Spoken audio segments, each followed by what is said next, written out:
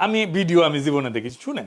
জনাব তারেক রহমান এমনকি বিএনপি সরকার হচ্ছে অবৈধ সরকার। যদি গণভোট অসাংবিধানিক হয়, যদি গণভোট অবৈধ হয়, আপনি সালাউদ্দিন আহমেদ, জনাব তারেক রহমান এমনকি বিএনপি সরকার হচ্ছে অবৈধ সরকার।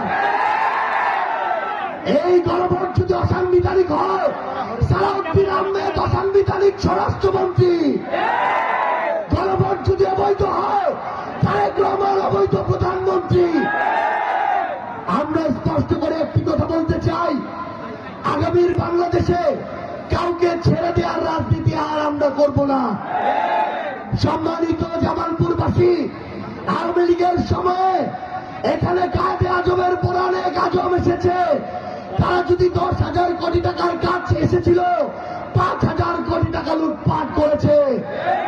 তারা নদী দখল করে তাদের নামে বিশ্ববিদ্যালয় করেছে।